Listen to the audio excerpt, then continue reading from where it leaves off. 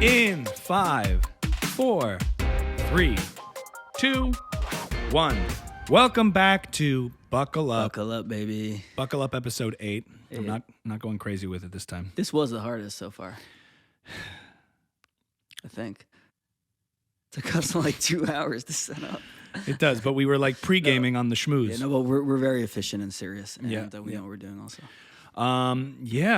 This is the special Thanksgiving episode, Michael. Yes. What are we grateful for? Great question. What am I grateful for? I'm grateful for, to be serious for a second. Let's try. I'm grateful. I was very skeptical about doing this podcast in the way that you want to do it, with video and reels and YouTube and shorts and IGTV, the whole thing. I came on a little strong, and I pushed back a lot at first, but I'm grateful that you opened my eyes to this new kind of creator, this new creator economy and the work it takes to do it. Mm-hmm. It's pretty wild, and it's been exciting to see from the inside how a lot of this stuff gets done. Right. You think, oh, people who post these fun videos and get these followings and build these audiences, it's just kind of like, boop, boop, boop, boom, boom. Yeah. It's an ass load of work. Yeah, it's kind of like, if you want the followers, then are you willing, go get them and do what you need to do to go get them, instead of my style is very much, if I was doing this on my own, I would record it, put it up on Spotify and Apple Podcasts, and then be like, why are we only getting, this amount of listens? I put it up. Yeah, where's everybody? Kind of hope people come to it. And then there's like, if you want them to come to it, go get them. Show them what's up. I learned that. It took me a long time to learn that. It's one of those things that like stares you right in the face, because I think sometimes you have this perception that you are putting in the work just by like initially doing something. Mm-hmm. But sometimes you have to be made aware of the work you're not doing. Mm-hmm. And I used to think, when I would post stuff for the band and we would do stuff over the years on social media, we put in all of this work, writing the music, writing the songs, recording, engineering, mixing, mastering, and then we'd put it out there and we're like, oh, why isn't this working? And it never really occurred to me. I wasn't made aware of like the actual work involved in using these platforms, not just as, ways to broadcast, like this is an ad for this song, because we've already put in the hours for the song, but these are creative tools with their own method and their own MO of, producing things. Right. So I was never thinking visually, and I was never thinking about being a video. I mean, these platforms are all video based. So for a long time, it never occurred to me that, you have to make good videos in order for this to work. And you have to do that consistently. Mm-hmm. It's not about putting all your efforts into one thing, taking months and months and months and just putting it out there and expecting it. Because that's an old school model of how things used to work, where you put in your time, and then if it resonated, the right person, A&R or somebody, would kind of discover it, and then they would use the channels of radio and those traditional means to broadcast it. Yeah. So we were applying that, and everybody kind of is, to some extent, who struggles with social media, thinks it's just like a place to advertise. Hey guys, go check out our song, because we worked so hard on it and we think you will enjoy it, and that's probably true. But you getting on to this and from somebody's face and saying, go check it out, is not compelling and is not going to work in terms of engaging them and having them stick. Right. And it took me a long time to realize that. It wasn't until I started doing funny videos on TikTok and stuff and seeing, the content has to be good. Mm-hmm. Yeah. It's so freaking obvious. But I'm like, I was not separating the idea that this is content in and of itself as an end in and of itself, not as a means to an end. But there are a lot of people, I only think of podcasts as you put your earbuds on, and while you're doing something else, you listen. And I listen to 5 or 6 hours of podcasts a day. I'm like listening constantly. But there are people out there who are commenting on our videos. A podcast to them is a 40-second clip that they watch on Instagram. That's what a podcast is, which is wild to me. But who's to say that's not what a podcast is? The same way, who's to say what a TV show is now? So it's cool if someone wants to listen to us in 40-second bits. Why not? Yeah, I mean, people consume differently, and there's all these different catered ways to consume: short form, long form, audio and video, whatever, where people listen on their own time. There was like a Jordan Peterson video on Rogan where he was talking about found time. People have found time. It's like these people became so prominent only because these tools were available so that people Right. could consume their content the way they wanted to. Right. It's like Jordan Peterson or Joe Rogan didn't get a show. Oh, did you see that? Like the way it used to be. They got this new talk. Back in the day, their show would have been like some talk show, Yeah. like a Real Time with Bill Maher. And that was kind of the only type of show of its kind that really is more standard now in the podcast space. If you think about Real Time with Bill Maher, it's like an early 2000s, 90s, 2000s podcast before there were podcasts, video podcasts, you know, because he's got guests and he's talking about things. It's really like the talk show model. Like the Charlie Rose model. The Charlie Rose model is like, that's what those are. Yeah. But you can only consume that at a scheduled time. Right. And there were no bits and clips. So all of these people Yeah. that have become prominent now in this world of, I don't know if I like the term content creation, but I kind of do. It's like just shorthand, but it seems very like sterile. This new kind of art and this new medium in which the art is being broadcast and distributed and consumed by everybody is really exciting to me. And what most people don't realize is it takes tons and tons of work and consistency of output, and not just putting something up and waiting. You're not like fishing with bait. You are chumming the water. Hey, new name for the podcast. The way I think about it now is, if you think about, what was that app that everyone was on? It was just Clubhouse. Oh, Clubhouse. Clubhouse. I read this really good Twitter thread. I think by the same guy who commented on Meta. He was saying Clubhouse had a real problem because they couldn't guarantee that every time you sign on, you're going to get good content. Because if live audio, if there's a good room going on, you'll get a good conversation. But if there's not, you're just on Clubhouse. You're like, this sucks. So they killed everyone with the notifications. Like oh, now something's good. Now something good is happening. Now something good is happening, and that sucked. Who was saying this? Someone from Clubhouse? No, like a tech writer. I forgot. I don't remember who said it, but it's not my original. So Clubhouse had a lot of issues, and now I think Clubhouse is not like used very widely anymore. But either way, like what TikTok basically, it's pretty incredible that every time you go onto Reels or TikTok, you're gonna see incredible fucking content every single time, and that's no easy task to guarantee. Every time you go on, they have 75 incredible videos. So if I was TikTok, I would be saying I'm not necessarily gonna surface content and get someone to follow a creator who's not gonna consistently put out good content. Because then the next time they go on and they go into their feed, the creators they're following aren't giving them good content every time. So we're only going to surface creators who are consistently, frequently making good content. So it kind of makes sense from that part about why you have to constantly be putting out content, because the companies need to guarantee that their creators are constantly putting out content if they're going to surface them. I think on the Clubhouse point, what Clubhouse settled into was like its niche of people who particularly like that. So I do think people are still on it. Are you still on it? I'm on it. Oh, you are? I check it every once in a while. Sometimes there's comedy rooms where you can test out bits and stuff. So that's a fun place to sort of meet people. And there's activity, but because it was quarantine and there was nothing else, everybody flooded to Clubhouse, and it was this amazing thing. And you had Tim Dillon. This app has given me a new lease on life. You are not getting an invite. I'm not giving out invites. He was meeting these people, and he was in these rooms that were blowing up in the early days of Clubhouse. And someone was like, there was some guest who was like, I'm a dancer. Someone was like, yeah, hi, Tim. I'm a dancer and part-time security guard at Chase Bank, or something really bizarre. He's like, oh my God, this app has given me a new lease on life, people. This is unbelievable. You're what? People who do these bizarre things. Like, I'm a modern dance instructor and a yogi, and I have whatever it is. Like, I forgot exactly what the setup was, but somebody said something to him that made him say that, and it was hilarious. He was tearing it up in there, and there were like these. The access on Clubhouse was crazy because it was such new Wild West territory that you'd be in a room, and then Anthony Jeselnik comes in, and Whitney Cummings, and then Oprah. It was like, I'm just seeing what's going on here. It had all the amazing, like, delightful little surprise moments that the early social media had before it became so algorithmic. Like, you're on Twitter, like, oh my God, Shaq just liked my tweet. Right. Oh my God, Shaq. And now it's like so. And it like that. It responded really well to the leveling playing field of lockdown and quarantine, where even if you were the biggest star on the planet, you couldn't go anywhere either. There was nothing. There was no tour you were on. Everybody was just home. Everybody across the strata, top, middle, bottom, whatever, across the hierarchy of life. Everybody was just home. Yeah. Basically on a couch. Some nicer couches, not as nice couches, but everyone's just like, what do we do? Yeah. So it was crazy. You'd have like Ryan Felipe show up with Tim Dillon. Hey, Ryan, how are you? You're beautiful. And I was like, oh my God, they're like really talking. Yeah. I once went into a room and Gary Vee was there, and I told you, were you in that room? Oh yeah. I got a text from Ami. He goes, "Yo, get onto Clubhouse in this room. I'm about to go on stage to talk to Gary."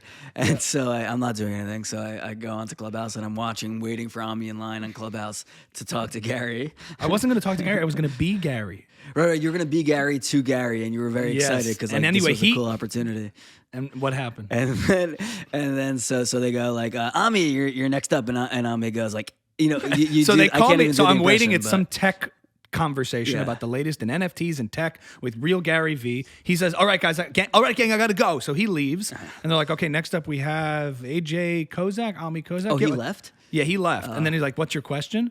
He's like, sorry, guys, I got to go. I got a family thing. So Gary Vee bounces. Then he calls me up. And he goes, hey, Ami, so what's your question? And I waited. And I'm like, okay. Honestly, that's some real shit. I know Gary just left, but I'm going to fill in and answer any questions you might have for me. It's Gary Vaynerchuk. Ami Kozak has been removed from the room. No sense of humor, this guy. It could have been so fun if I was kibitzing. And he just kicked me off in 2 seconds. I'm sorry. Okay, I'm back, actually. I know I said I had to go, but I'm fucking back and I'm ready to party. Boom. It was humiliating. Ami Kozak has been removed. It was like one of these. I think he interpreted me as a troll, but he could have ran with it and been cool, and he wasn't. Yeah, right. You were immediately dismissed as a troll. Yeah. I had a few Clubhouse rooms though where that crushed, and it was amazing. Yeah. And a lot of them were like funny comedy rooms and stuff.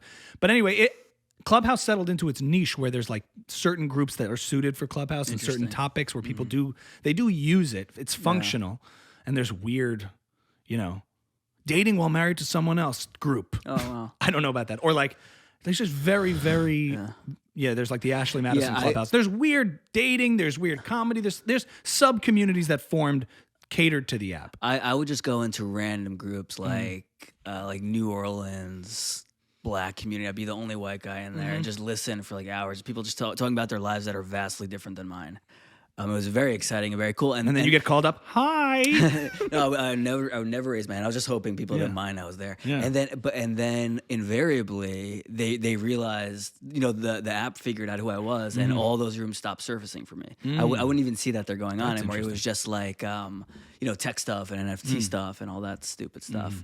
So all the cool parts of it just went away really quickly for me. And the notifications were nuts. I don't know if you had that experience. I did, yeah. Where you go in, I don't think I had notifications on my phone, but when you go in, there's all this like they want you to invite people and all this stuff, which I like had to skip all of that to try to find something. But occasionally now I'll check it every once in a while. It was interesting to see how many people there are kind of like hyphenates, like they're dancers / security guards. Like it's funny, but it was a cool window into how many other people are doing various things to try to get something going. When it depends who asks me. If people ask me what I do, it depends who I'm talking to. I'll tell them some people real estate, some people writing, some people other stuff. If it's a fellow creative, I'll say I'm a writer. If it's someone who invests in real estate, I'll say I do real estate. But it was cool. I thought I was kind of the only one, but like there's so many people like on Clubhouse. Why don't you just say I do both? I do. Mostly I do. I know it's hard. It depends who it is. It's mostly a conversation I don't want to have of like what explaining my day to day. Yeah, it's a hard one. It's annoying. If there's someone I think that can relate, I'll have that conversation. But if when things start picking up on the writing thing, you'll feel just as comfortable saying both. I think it's just that there's like this one is servicing the other as opposed to two things that exist. Oh, I do real estate and I'm a writer. But when you say you're a writer, you're like, I have written some things and I want to keep it. I want that to be legitimized more. So you don't want to like, it's hard to say it without the things to back it up, which you do have things, but I know what you're saying. Yeah, well, I've also gotten more comfortable of like, at what point are you a writer? Are you a writer when you get something made? Are you a writer when you get something made that's successful? Because I'm sure there are people who have gotten things made that no one have seen, and they're like, I'm not a real writer yet. Who knows? There are TikTok videos where they're like, you're a writer if you write, okay? If you get up every day and you feel compelled to say something and put it down on blank paper, you are a writer. Don't let anybody tell you different. I agree with that. I had a very liberating moment at some point when I was having more difficulty. And it was like, I don't need permission from anyone to call myself a writer. Like, I'm going to be a writer whether or not I'm ever successful at it. So I'm going to sit down and I'm going to write every day. Maybe I can't make a career out of it. That's it. It's like this is your keynote for when you go visit grad school in screenwriting and you give your speech. Stop waiting for permission. And I still haven't gotten anything made, and I'm still a writer. All right, they're calling the real speaker up now. I gotta go. What if they? Wouldn't that be if you crashed it? No. What if they introduced you? We're bringing up now Michael Weber, who's working on something. Ladies and gentlemen, It's okay to be working on something. Everyone's like, I'm like you. No. I'm just like you. But it's a fair point because I feel like you're going to get this pushback or this thing where people go, okay, what have you done? But that secondary question is something you really just have to not give a shit about. Yeah. It's like, what have I done? I've written a ton of things. And like, whatever it might be, it's like the process. Yeah. Engaging in the process and the craft is what it is about. Yeah. And then those opportunities to find its way will happen with like, time, hustle, energy, and all of that. But the credibility comes with doing the work. I mean, I think about someone like Mel Brooks. If you went over to Mel Brooks and you're like, hey, I want to introduce you to a writer friend of mine. And he was like, oh, what's he done? And someone was like, yeah, he's made a couple of movies. And he's like, oh, anything big? And you're like, probably nothing you've heard of. Mel Brooks would be like, all right, I'm not so interested in meeting him. Like for Mel Brooks, you have to have like multiple blockbusters to be. It's like proof of concept, because anyone can say they're a writer, and what sets you apart are the results that you're getting. It's a good question. Like, obviously, if that comes with a certain gravitas, a certain assumption of achievement when you say you are something, right? A writer versus aspiring writer. It's just probably not helpful as a tool to label yourself or to hold off from labeling yourself something until something happens. In other words, in order for things to happen, you have to identify as that and be that. Yeah. And that's what will lead to those things that eventually third parties and outside people and external validation will come. The external validation will come not just from you saying so, but with the results and the effort and things meeting opportunities and actually going all the way and actually executing on something. But for oneself, if you're waiting for that, then you probably just won't do the work that leads up to it. So it's more of like a psychological mentality of getting into that. Like, no, I'm a writer, which means I have to do all this thing and I'm doing the process and I'm doing the work, and that's when the things happen. And I know people who call themselves writers and don't write. Like they hate writing, and they don't, whenever they have a moment or an opportunity to do something, they like find a reason not to do it. Yeah. Yeah, I always think it's interesting, those labels that we put on ourselves that sort of define our identity. Like, that's also like a construct of how you're raised to like pick something and be that, as opposed to doing things. Right.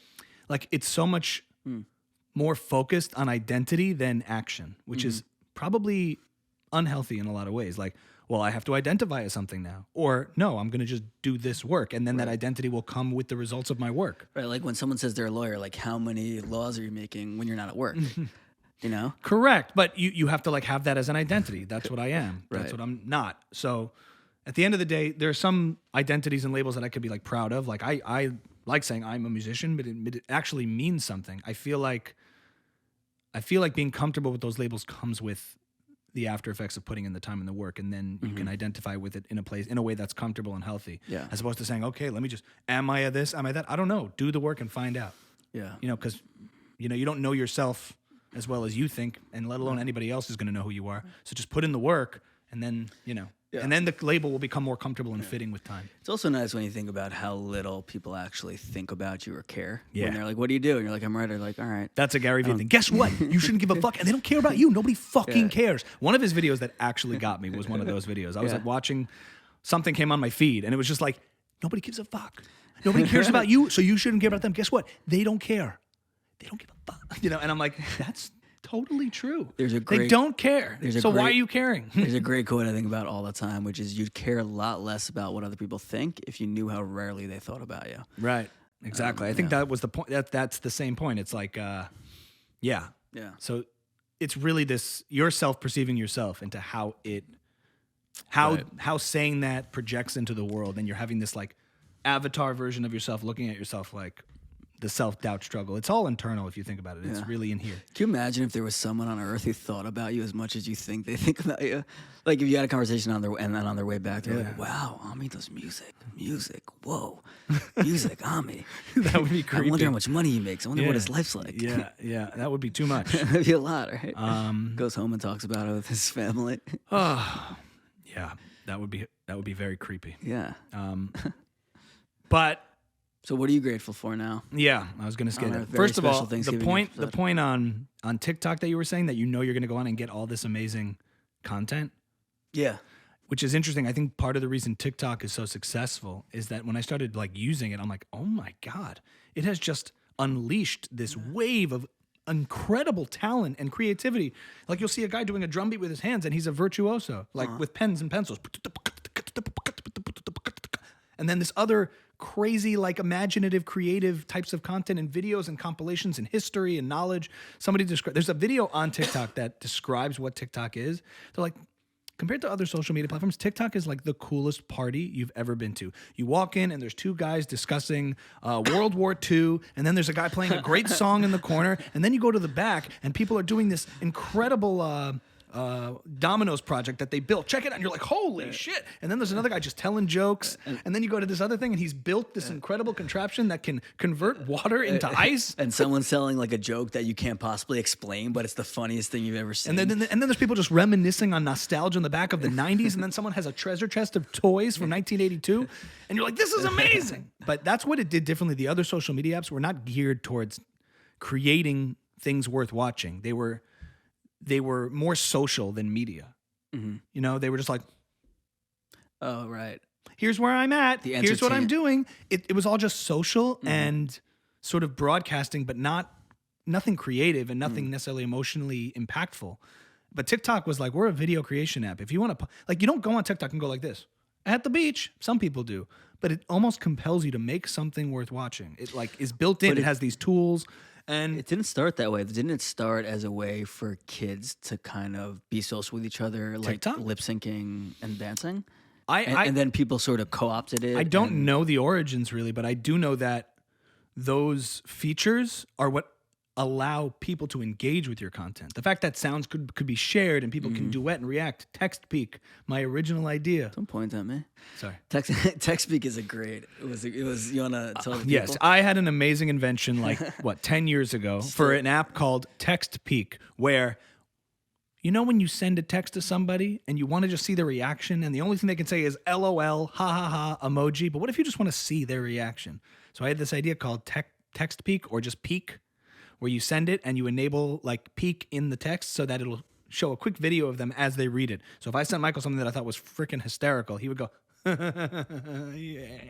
And you don't have to respond. Yeah, and you could show with his face. And to me, that's what duetting is. Like now it's like people reacting and you could see their face.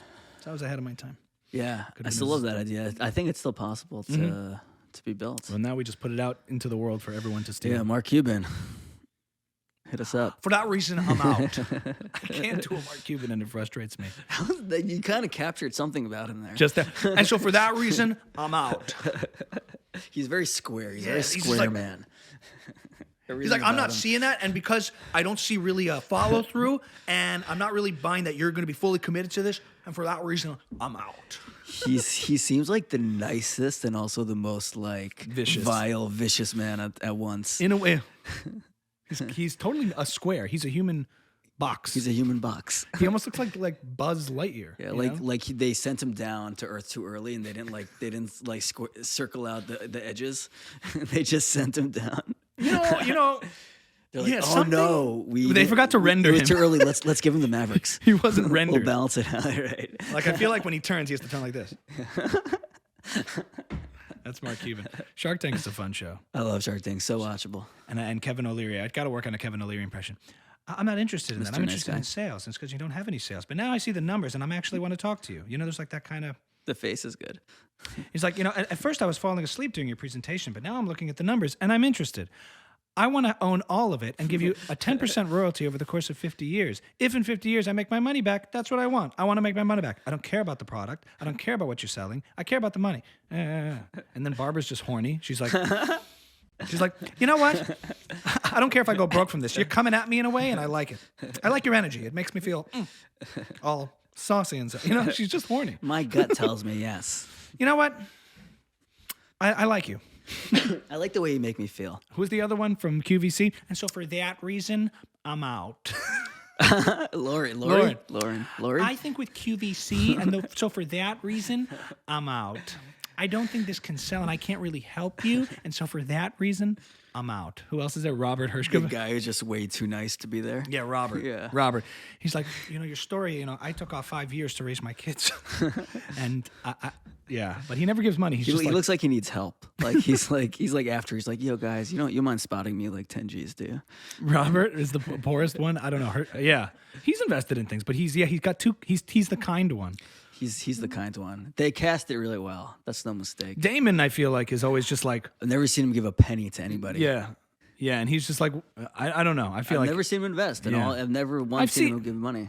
I've seen him. He comes close and then finds. I don't think he has money. I think he comes close and then finds a reason. Sometimes to he's back just out. like, okay, I got to say something. That's the. I gotta add some. I gotta oh, add. shit, I if gotta I add don't- some shit here. They're gonna kick me off. I don't know, man. I don't think I could help you. It's not my space. I like it's not it. my I space. think it's gonna make me money, but I don't have any. For that reason, I'm out. Exactly. I'm grateful, Michael. I am grateful that you're grateful for what I've done for you. And that's true. I'm just so grateful that you're grateful for what I've been able to show you about the world of what it takes to do content. In all seriousness, it's a hard question, right? Because it's a generic question. But Your hair? sure. Why not? My hair, Kurt, my my health, hair. my children, my wife, my family. As you get into your 30s, dude. Nice. No, but like real talk. When you're in your 30s, we complain about, I got a haircut and I look old, and I pulled my neck this morning. I'm not even joking. I didn't know you could pull your neck. I pulled it's happened 3 times holding the baby sorry. in this motion. 3 times doing the same motion. I'm like, shoot. What do you do with the baby? What? What do you do with the It's a carpet, a carpeted floor. I would say that we complain about aging a little bit, but we're going to look back at this time when we're 65. And you'd say, Shem, you get to that age. And we're going to be like, we were complaining and we're getting up and running around and we can go to the gym and we could do things.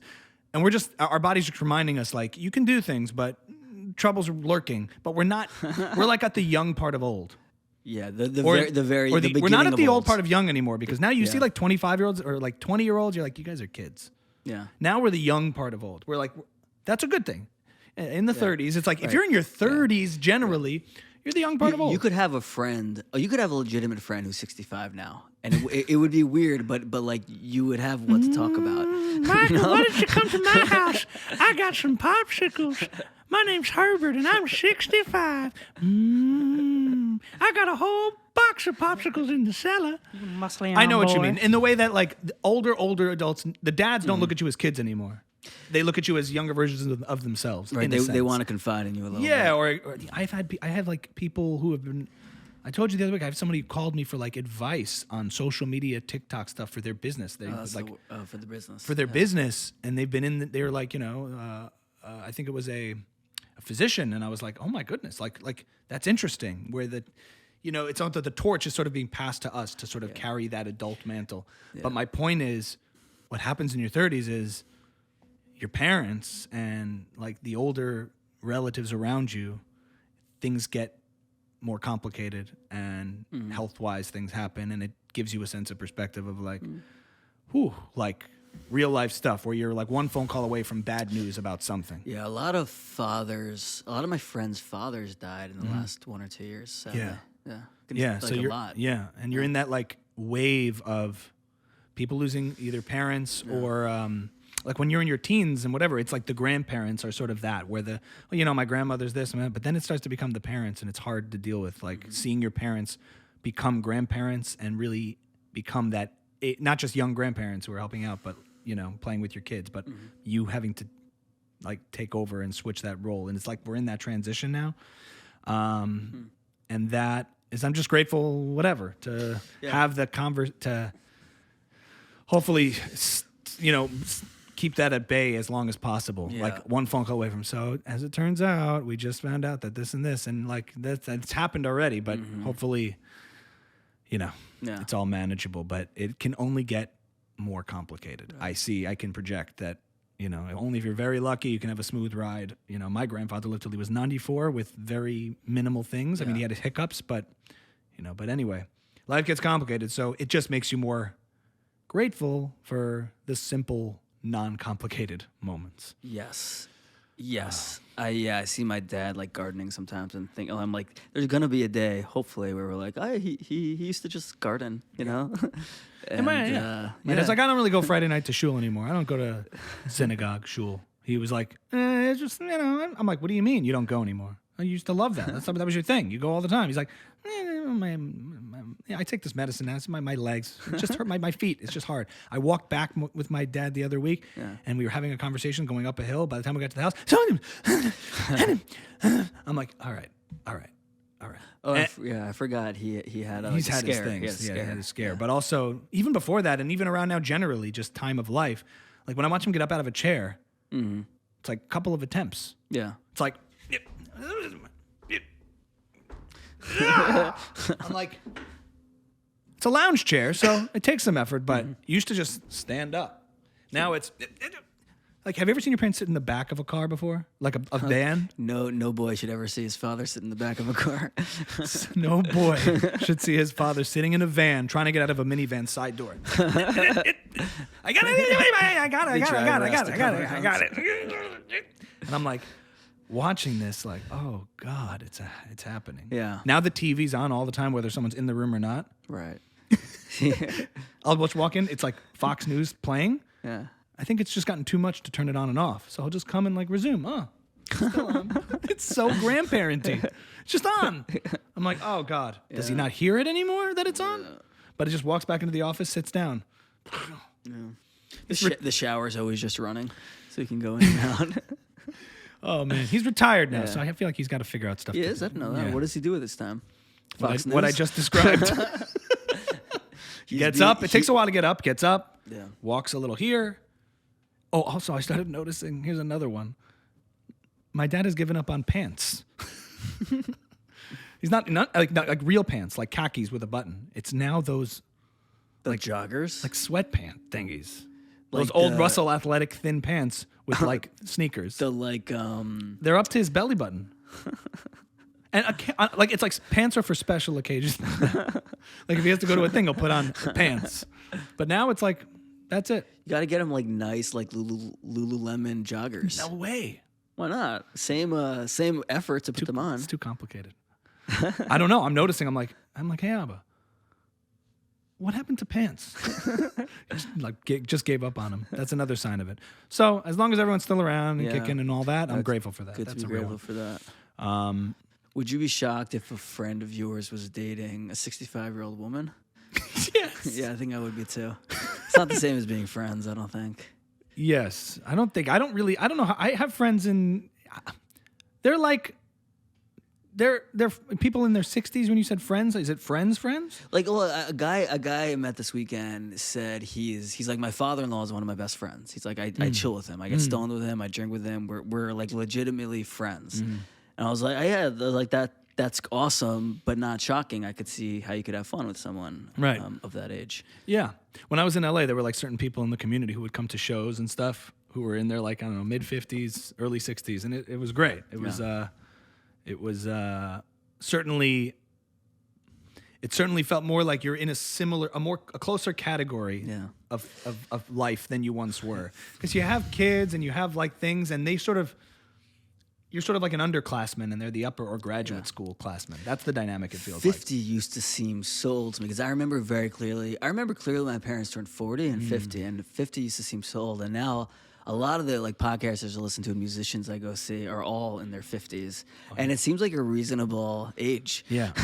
Here's a crazy stat. It's like sort of like even if someone got married at 50 and started having kids, I'd be like, all right, cool, good for you. I hear you. I mean, here's crazy stat on 50. 15 years ago, you were 20, right? And I was 20. Oh, yeah. We were coming out of college and just getting started. The same amount of time from now, 15 years in the future, we'll be 50.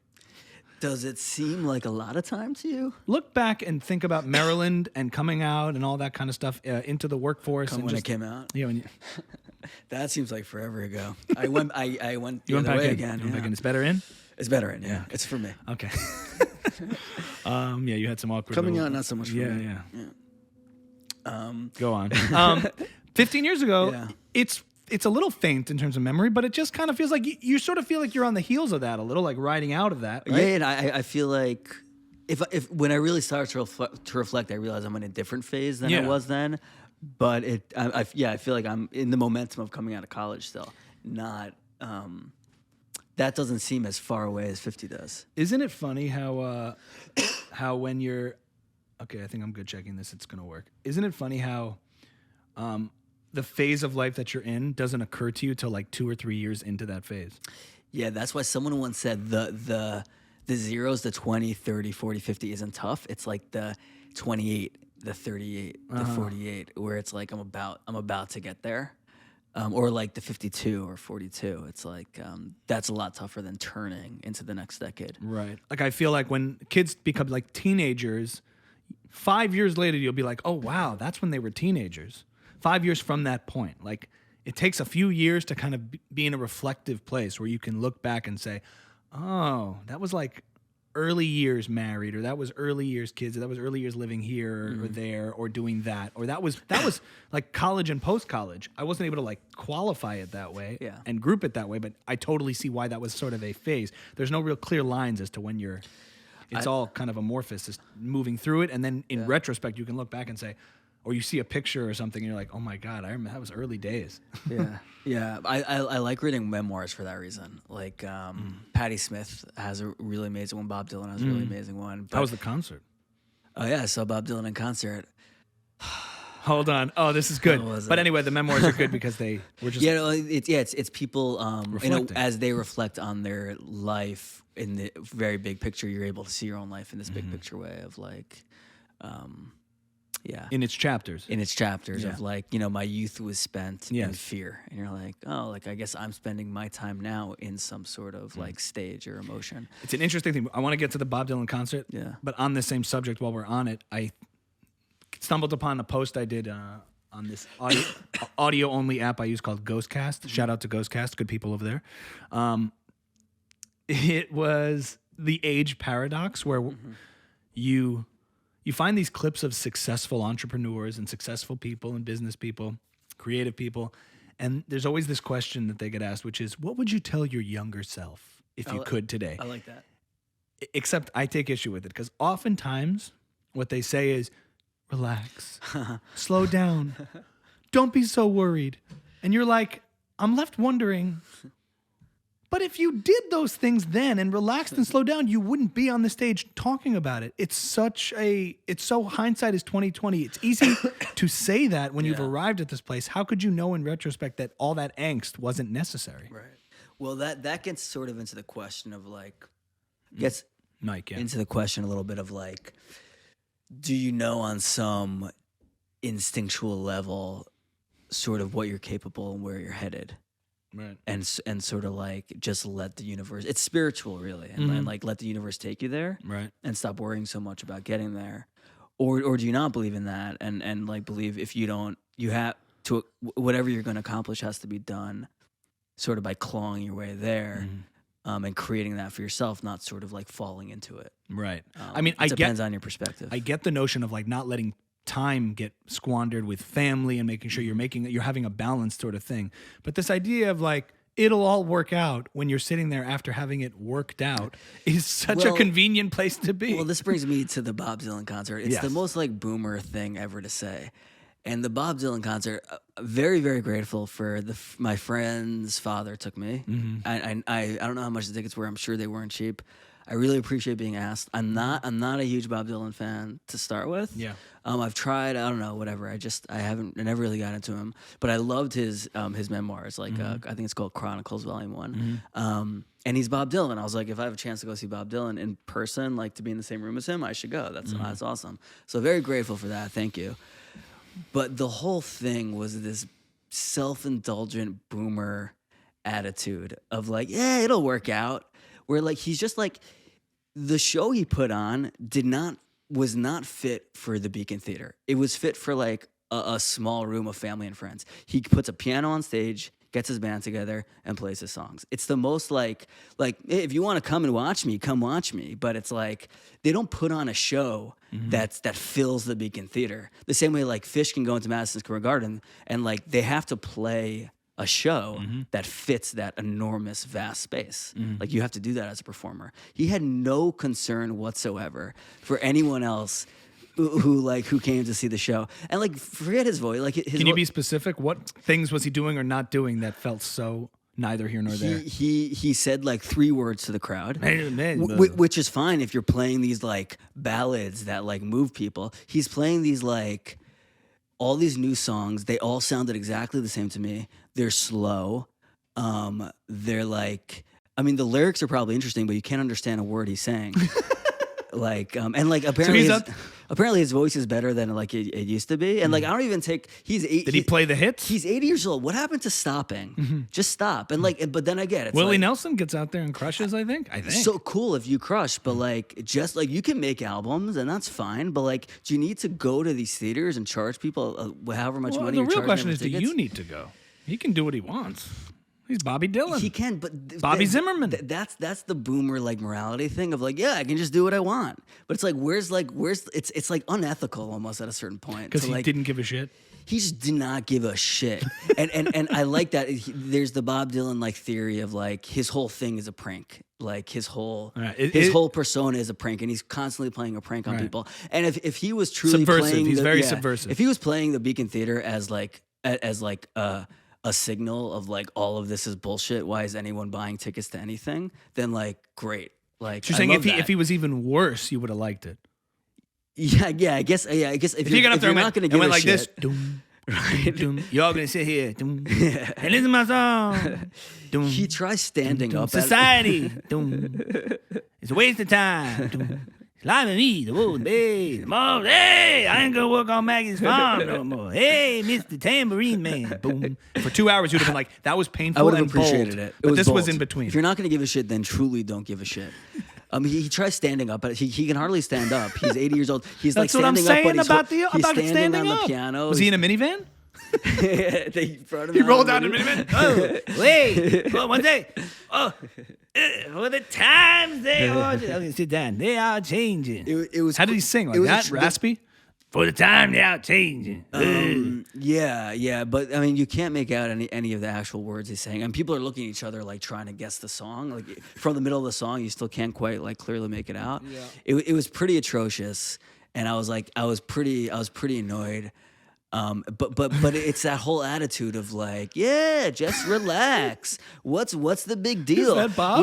Did he say that on stage? No, but it's the same attitude of those people. You just sounded like him. Is that on purpose? Yeah, just relax. Listen to my bullshit song. I did say it like that on purpose. It's just this like we're born into the richest generation ever to live. It'll work out. It'll work out for us. Wow. It'll probably work out for you. Did you have to be born in the 50s? No? Oh, okay. Well, I don't know what to tell you then. I love the ire that it's summoning in you. It is. I was really Was the annoyed. audience looking around when you looked around? People were they just like trying really hard to force themselves to like it? The entire show was 5,000 people sitting there being grateful that they get to see Bob Dylan. That's all it was. It wasn't like it's like being at a museum. Yeah, you know what? That's a great comparison. It was like being at an installation at a museum. The Bob Dylan exhibit. Watch Bob Dylan play a few songs. It was the Bob Dylan. Watch him try to play. He doesn't do shows anymore. He does exhibits. He does exhibits where he plays on his little piano and he has younger men surrounding him. Was it just also just the energy was just like. I think he does. He puts as much energy as an 80-year-old man can into it, and that's great. I almost rather it be a small room at $5,000 a ticket, and only 100 people get to go, right? And you get to see him close up. I think that would make more sense, right? Well, I'm glad it was great. Anyway, I'm glad you loved it. Thank you again for having me. We'll have Bob on and we'll ask him about his process. Bob, you're officially invited on, and you can have it out with Michael. He's playing in Portchester at the Capitol Theater, which is probably a much cooler place. And you highly recommend it. I highly recommend it. Use Buckle Up for 10% off at checkout. Right. Well, how much more time do we have? We have no time, unfortunately. Can I read? We finally one got a sponsor. Okay, let's hear this thing. A word from our sponsors. We have a new one here, Michael. Let's do it. We'll just do the quick thing and then we'll be off. They sent this to me. I'll just read it. Ladies and gentlemen of America, we all have regrets, don't we? Some things feel irreversible, like getting a circumcision or worse, getting a vaccine. That's why Dr. Marvin Sharp is offering the first ever D vaccinations. With just 5 easy doses, you too can be devaccinated and join the hundreds of millions of men, women, and children, mostly children, who refuse to be vaccinated. Getting vaccinated is about more than just science, like some people would have you believe. It's about identity. And with Dr. Marvin Sharp's devaccination, you can once again walk into Walmart and feel like you belong. Listen, there's no worse feeling than finding out a vaccine you got neither prevents transmission of a virus nor prevents getting sick. So stop into one of Dr. Marvin Sharp's hundreds of clinics across the South and Midwest and start your devaccination program today. Use code BUCKLEUP at checkout for 10% off. And then there's just this disclaimer. Dr. Marvin Sharp is not a vaccine expert, nor is he a doctor. He is also currently incarcerated in a Kentucky federal prison for the attempted assassination of a sitting U.S. governor. Again, use code BUCKLEUP for 10% on checkout. Just like Gupta. Okay, we are getting canceled officially. Thank you for doing us in.